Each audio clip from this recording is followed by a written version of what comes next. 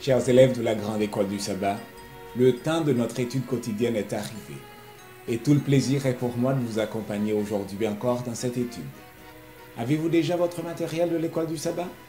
Si ce n'est pas encore le cas, allez le chercher. Tout de suite après, nous prierons et ensemble, nous étudierons la leçon du jour.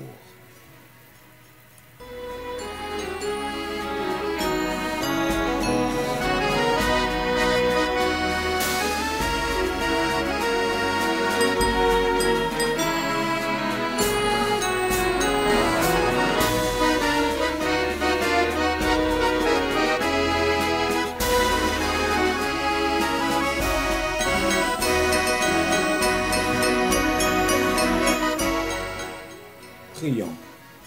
Notre Père bien-aimé, tu nous donnes le privilège d'étudier un nouveau thème cette semaine encore. Nous te prions de nous ouvrir l'intelligence pour comprendre toute la connaissance que tu veux partager avec nous, afin que nous puissions mieux interpréter la Bible, mieux la comprendre et pouvoir la partager avec d'autres. Bénis chaque personne qui étudie avec nous maintenant, s'il te plaît. Au nom de Jésus, j'ai prié. Amen.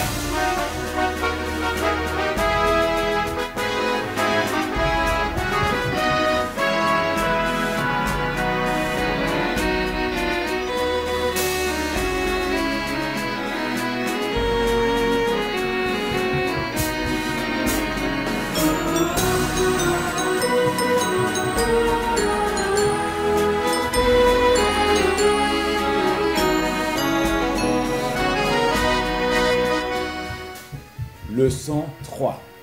Le point de vue de Jésus et des apôtres sur la Bible. Verset à mémoriser. Jésus répondit, « Il est écrit, l'homme ne vivra pas de pain seulement, mais de toute parole qui sort de la bouche de Dieu. » Matthieu 4, verset 4.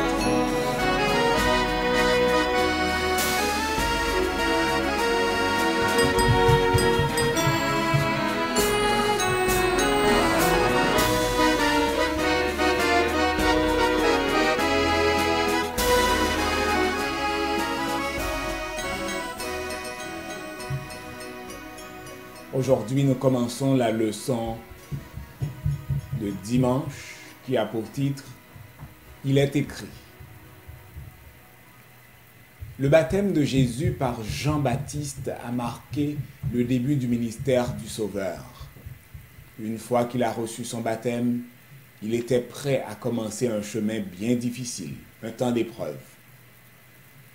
C'est l'Esprit même qui l'a conduit dans le désert de Judée, où dans sa condition humaine la plus faible, il fut tenté par Satan. La question qui va nous guider dans le cadre de notre étude aujourd'hui, à laquelle nous essaierons de répondre tout le long de cette étude, c'est comment Jésus se défend-il contre les tentations de Satan dans le désert? Peut-être avez-vous déjà entendu des réponses à cette question, mais en particulier aujourd'hui, nous allons l'examiner en vue de tirer les informations nécessaires pour nous aider dans le cadre de notre objectif d'apprendre à interpréter les Écritures. La deuxième question qui accompagne la première, c'est que devrions-nous apprendre sur la Bible à partir de ce récit?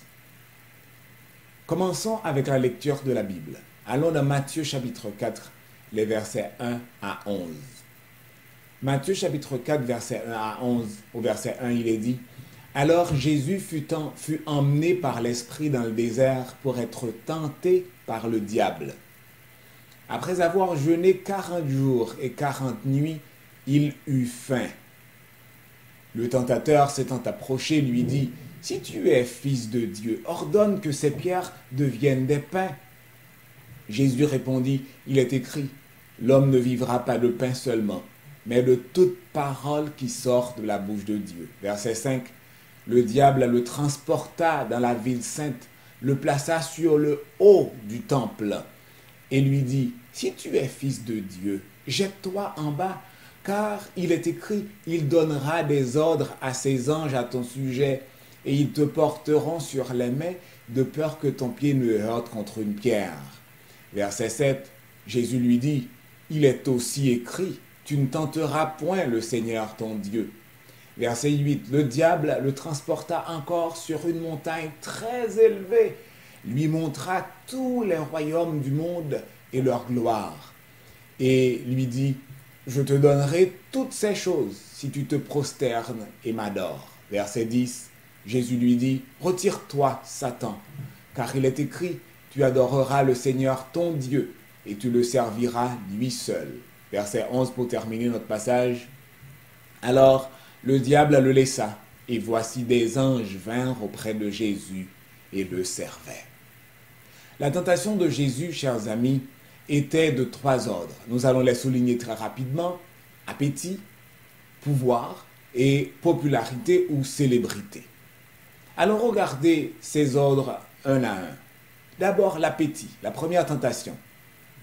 Tenté par l'appétit, Jésus a répondu dans Matthieu 4, verset 4 à Satan, « Il est écrit », à souligner ici, « L'homme ne vivra pas de pain seulement. » Donc nous ne dépendons pas que de la nourriture, mais il faut prendre ça dans un contexte plutôt général, pas juste de la nourriture. Nous ne dépendons pas seulement de ce qui satisfait nos besoins matériels. Nous ne dépendons pas que de ce qui satisfait nos besoins physiques.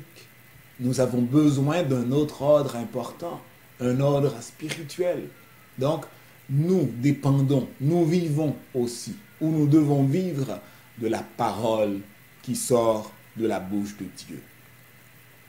Chers amis, Jésus, en donnant cet exemple, en répondant ainsi à Satan, nous renvoie à la parole vivante même. Il est écrit. Il nous renvoie à la source qui était aussi la sienne, la source divine. Donc c'est Dieu qui nous donne des idées, qui nous guide. De cette façon, Jésus affirme l'autorité de l'Écriture, l'autorité de la Bible. Deuxième ordre de la tentation, le pouvoir. Le pouvoir, c'est plutôt classé dans l'Évangile selon Matthieu comme étant la troisième tentation, mais ici dans notre étude, nous le présentons comme deuxième tentation. Tenté par le royaume et la gloire du monde, Jésus a répondu dans Matthieu 4, verset 10, particulièrement la partie soulignée, « Tu adoreras le Seigneur ton Dieu ». Mais remarquez, il a commencé par la même expression que tantôt, « Il est écrit ». Il est écrit, « Tu adoreras le Seigneur ton Dieu et tu le serviras lui seul ». L'expression « il est écrit » utilisée par Jésus ou que vous l'entendrez utiliser à d'autres places, c'est une formule d'autorité. Il ne faut pas juste prendre cela comme étant « il est écrit qu'il faut partir à 2 heures ». Ce n'est pas juste ça. « Il est écrit » signifie qu'il y a une personne qui détient une certaine autorité. Cette expression veut dire qu'il y a une personne qui a le pouvoir de s'adresser à tel lecteur, à tel groupe d'auditeurs et qui a fini de donner un ordre. C'est comme un roi qui parle. Et après, qui dit à son scribe que cela soit écrit. Et après, le scribe peut faire référence en disant « il est écrit », comme pour dire l'autorité dont il est question, connue de tous, acceptée de tous, a décidé ou a dit telle ou telle chose. Il est écrit, tu adoreras le Seigneur ton Dieu et tu le serviras lui seul. La réponse de Jésus nous fournit quoi comme information dans le cadre de notre objectif d'apprendre à interpréter les Écritures? Christ nous rappelle que la vraie adoration n'est pas l'adoration qu'on présente comme on veut ou à qui l'on veut, où on lance l'adoration comme ça, n'importe qui peut la ramasser. Non, non, c'est une adoration centrée sur Dieu. Et ce n'est centré sur personne d'autre. Qu'il s'agisse d'un ange avec beaucoup de pouvoir, qu'il s'agisse d'un ami qu'on aime bien, qu'il s'agisse d'un parent. L'adoration n'est centrée que sur Dieu et Dieu seul. Donc la soumission à la parole de Dieu, c'est aussi la vraie adoration. C'est ce que Jésus veut nous apprendre ici. Troisième ordre de la tentation de Jésus, c'est la popularité, aussi la célébrité. Donc Satan va utiliser cette astuce justement pour essayer de détourner Jésus, sachant que ça intéresse tous les humains. On veut être célèbre, on veut être populaire, populaire au travail, populaire à l'école. Donc enfin, avec cette tentation, chers amis, la tentation de l'amour et de la popularité, de la présomption. La présomption, c'est cet élément qui s'apparente, qui ressemble un peu à la foi, mais qui n'est pas la foi. Hein? Des fois, on fait telle ou telle chose en se disant, mais c'est ce que le Seigneur voudrait que je fasse. Hein? Ou je crois, c'est le message du Seigneur. On se base sur un fond de foi et des fois, on se trompe parce que ce n'est pas du tout la parole du Seigneur. Je reprends. Avec cette tentation de l'amour, de la popularité, l'amour de la célébrité, je dirais, ou de la présomption, Jésus répondit au verset 7 de Matthieu chapitre 4, « Il est aussi écrit ». Pourquoi l'expression « aussi » ? C'est parce que tout simplement, Satan a déjà utilisé un passage de la Bible. Donc vous remarquez, Satan se met à jour, il s'adapte. Il vous a déjà donné, vous lui avez donné des « il est écrit » et il s'est dit, ah ok, vous vous référez à ce que telle autorité vous dit. Eh bien, je vais prendre la parole de cette autorité pour la retourner contre vous. Mais ce n'est pas nouveau chez Satan. Rappelez-vous, vous vous souvenez d'un endroit en particulier, très très tôt dans l'histoire de l'humanité. Il va prendre la parole du Seigneur, la déformer et la retourner contre qui déjà? Contre Ève, voilà, dans le jardin. Dieu a-t-il réellement dit? Et ensuite, il dit autre chose par rapport à ce que Dieu a dit. Un peu de vérité là-dedans et le reste, c'est du mensonge. Donc, au final, ça fait du mensonge. Donc, il va citer le psaume 91, mais qu'il va sortir de son contexte comme pour pousser Jésus à accepter d'obéir, de lui obéir. Vous savez? Donc, quand Satan essaie la première étape et voit que vous êtes fondé sur la parole de Dieu, il va se mettre à jour, il va s'adapter en prenant la parole même pour la retourner contre vous. C'est comme lorsque nous étions dans le monde, nous avions des agissements du monde, nous agissions comme le monde. Nos actes étaient empreints de tout ce qui est contraire à la lumière. Mais maintenant que nous sommes venus à l'église, nous sommes parmi les gens qui servent Dieu, Satan s'est mis à jour en ce qui nous concerne. Il ne vient pas avec les mêmes tentations toutes crues que l'on peut voir tout de suite, c'est les œuvres du monde.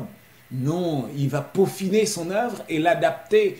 D'une façon, il va nous amener à défendre des points qui concernent l'Église, mais d'une mauvaise façon.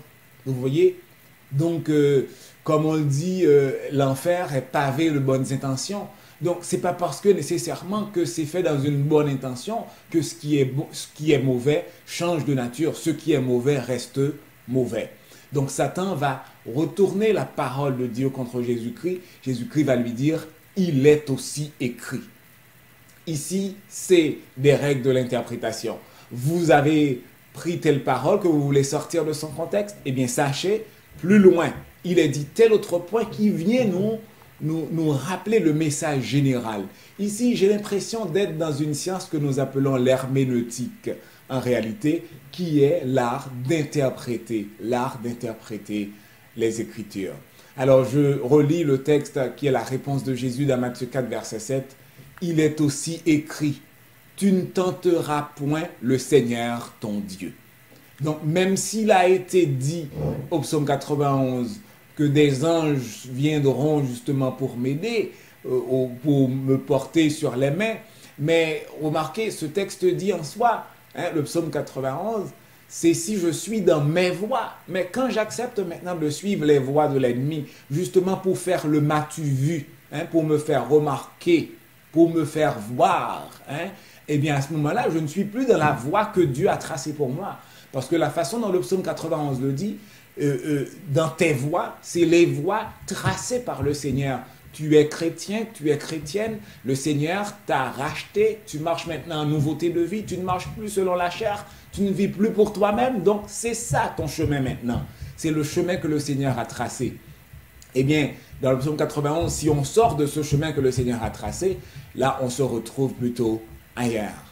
Alors, j'ai bien conscience d'avoir beaucoup dit en ce qui concerne les détails pour ce texte, mais désolé d'être emballé de même, c'est parce qu'il y en a beaucoup à dire. Alors, là, on a vu les trois ordres de pouvoir, les trois ordres de tentation plutôt utilisés par Satan pour essayer de tenter Jésus. Alors, regardez maintenant, c'est quoi qu'il y a comme point commun entre ces trois tentations? avec ce petit tableau, nous allons suivre dans les réponses de Jésus les mots qui reviennent, les mêmes mots. Dans la première tentation, Jésus a utilisé l'expression « il est écrit ». Je vous ai dit tout à l'heure, c'est une référence qui veut parler d'une autorité quelconque qui a donné un certain ordre. Dans la deuxième tentation, Jésus a dit « il est aussi écrit ». Je vous ai expliqué le « aussi ». Et dans la troisième tentation, Jésus a dit « il est écrit ». Donc, dans les trois cas, chers amis, Jésus va droit à la parole de Dieu et rien d'autre pour faire face aux attaques et aux tromperies de Satan. Il est vrai, Jésus-Christ, il est Dieu. Il aurait pu avoir d'autres moyens à sa disposition. La leçon à tirer de tout ce qu'il a, des réponses que Jésus a données par rapport aux tentations de Satan, c'est que la Bible, et la Bible seule, est la norme ultime. La Bible et la Bible seule édicte les règles de conduite. La Bible est le fondement de notre croyance. Donc, c'est ce que dit la Bible qui compte.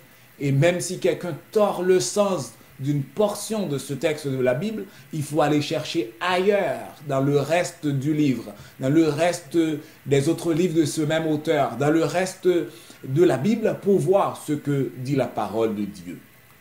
Ainsi, chers amis, la Bible et la Bible seule étaient le moyen de défense de Jésus contre les attaques de l'adversaire. Comme j'ai dit tout à l'heure, il est vrai que Jésus est Dieu, mais dans sa défense contre Satan, il se soumet uniquement à la parole de Dieu.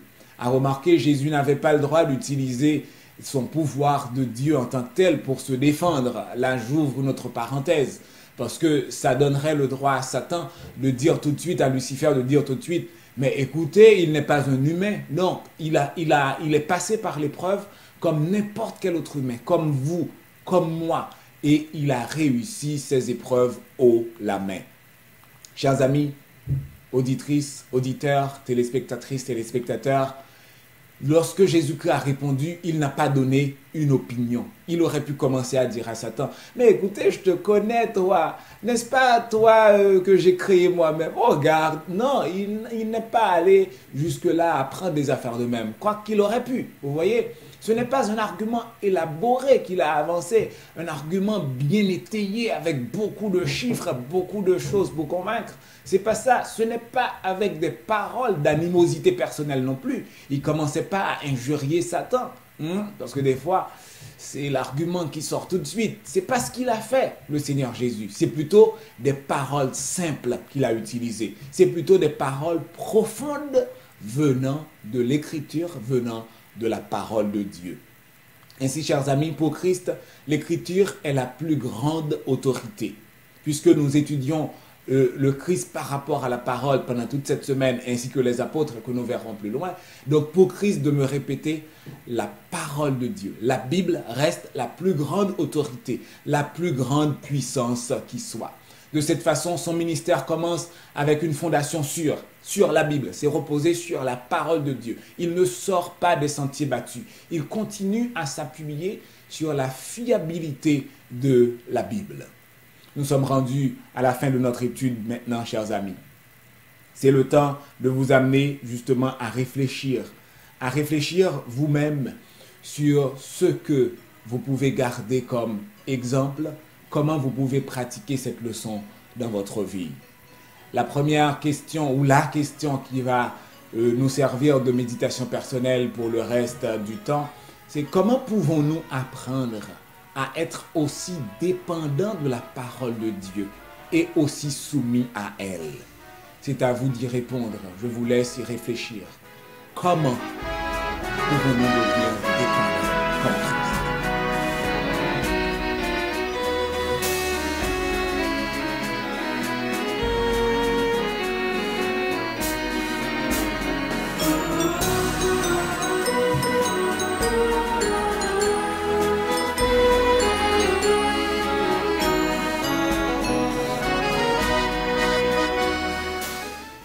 Leçon 3. Le point de vue de Jésus et des apôtres sur la Bible. Verset à mémoriser. Jésus répondit, « Il est écrit, l'homme ne vivra pas de pain seulement, mais de toute parole qui sort de la bouche de Dieu. » Matthieu 4, verset 4.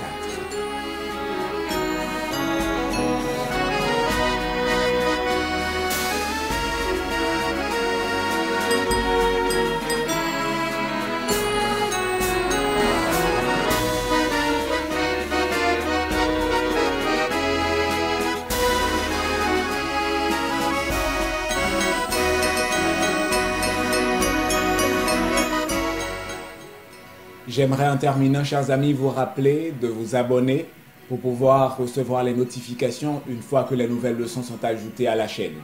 Partagez cette information à bien d'autres personnes, surtout en ce temps de confinement. Il y a des gens qui n'ont pas de questionnaire de l'école du sabbat et qui aimeraient avoir quelqu'un pour étudier avec eux. Nous vous prions justement de continuer à faire cela.